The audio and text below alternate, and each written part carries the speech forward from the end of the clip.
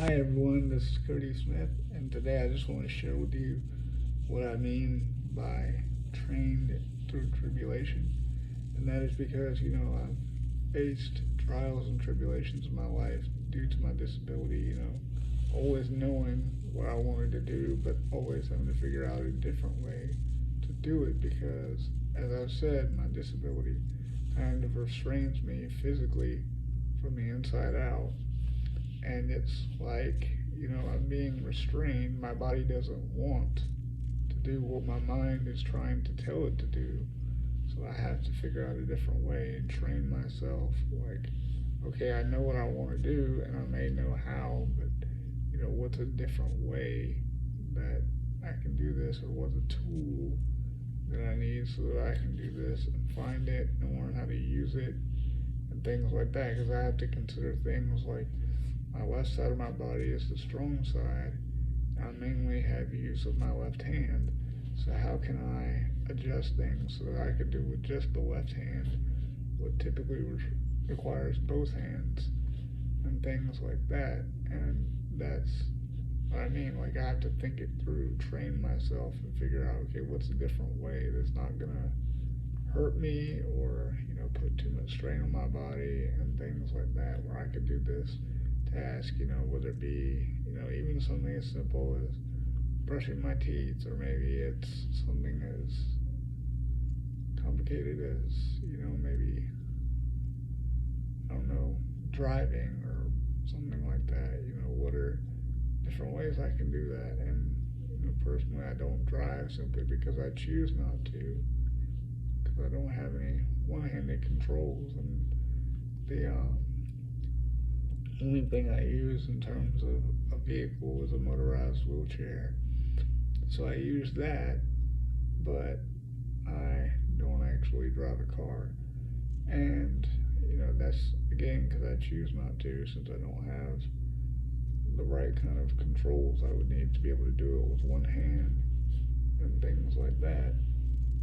And it would also be, I would need to adjust where instead of foot pedals, I would need like buttons I could use with, again, just one hand and things like that. And I would need to take the time to really think it through and figure out, okay, how can I adjust this activity so that I can do this with one hand as opposed to two, or, how do I, work my way through this, or what kind of assistance do I need? Do I need the aid of another person? Do I need the aid of a tool? And if I need the aid of a tool, what sort of tool do I need, and how would I need it to assist me? And therefore, once I figure that out, okay, where can I find it? Where is it? And who do I need to talk to get it? And how much is it going to cost? And where am I going to get the money from?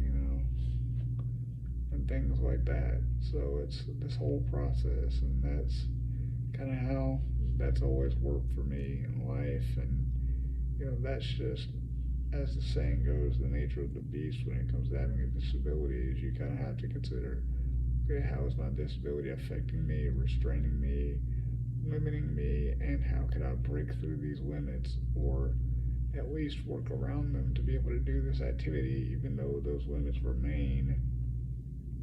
What sort of tool can I use to bypass those limits and still be able to do this activity just like everyone else? I may be using a different tool that isn't typically used, but I'm still doing it and still getting the job done, and that's all that ultimately matters. And that's what I'm trying to say with this video and my book, and how my disability has taught me and trained me that, disability or not, I'm no less human, therefore no less worthy of respect than anybody else, and no one deserves to be belittled for a circumstance in life that they can't control and that is not their fault, whether that be a disability, poverty, or anything else. It doesn't matter. If you're human, you're human, and therefore you're rightfully, automatically entitled to love and respect, and being treated and seen as an equal to everyone else. Thanks everyone, have a great day, and I will see you tomorrow for another video. Bye everybody.